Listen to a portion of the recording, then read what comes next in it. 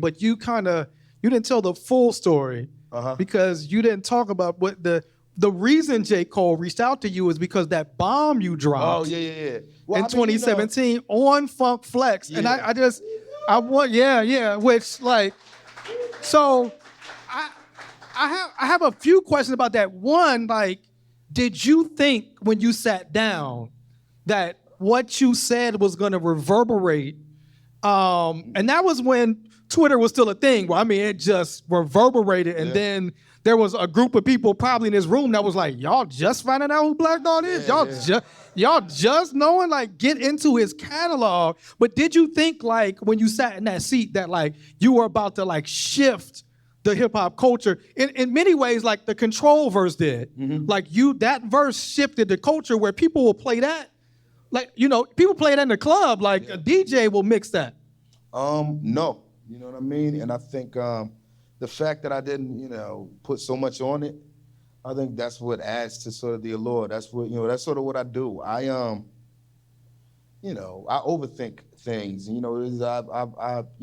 invest a lot of energy and thought into what it is that I'm gonna do, and then the idea is to make it, to forget all of that and just, exist and just be present in the moment and, just as nonchalant and effortless as possible. And that's what I think, that's the wonder. Like that's the meeting of those two sort of extremes is where I exist.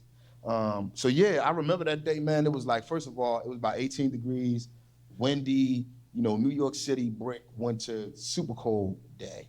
It was 18, but the real feel was way lower. We taped 2 episodes of Tonight Show that day. So this was a Thursday. Wow. We did 2 shows, you know what I mean? Which meant the next day we weren't gonna do a show. So it was a Friday off the next day. And I just remember like, having had, I was done with it, you know what I mean, that day. I, probably been working from like 9 to at this point 9, and I just wanted to get in there. I wasn't doing 2 takes. I didn't want to do that much of an interview. I didn't want all the pleasantries. So that's sort of what you see. You see, like, Flex and I, we had a bit of a conversation before the beat drop, but my whole thing was, look, this is the music I'm rapping over. I'm not using Beats headphones. I got my in-ears already from work, and let's just go. And as soon as the beat came on, I just started rapping. And I made quite a few mistakes. And there was a bunch of stuff, like moves that I made, and, there's just like a path. There's a sort of a bobbing and weaving that I'm doing in the song that is, it was very unintentional, you know what I mean? Things come out when you're, improvising that, even a second before you said them, you heard it and heard yourself saying and doing it a different way. So it's not a perfect performance, you know what I mean, in that. But I think, I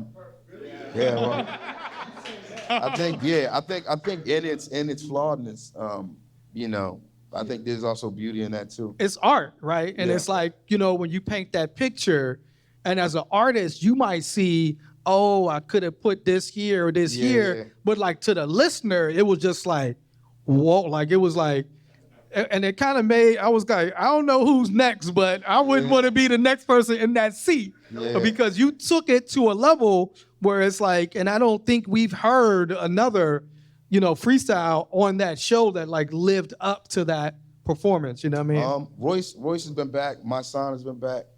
Yes. Yeah, it's been, it's a handful of artists who sort of take it serious in that way. But I definitely think I up the stakes. There's no one has been up to Flex, since me who that's the bar. That's the bar. Yeah. I think in that, I don't think my title has been taken yet. So that's why I just still come on, bro. Just be on some chill shit. Put numbers on the board. Flex been asking me to come back up, and my brother Cosmic Kevin feel like there's people all over the country like, yo, come and give us that. But yeah, I just feel like if I still got the belt, there's no reason to.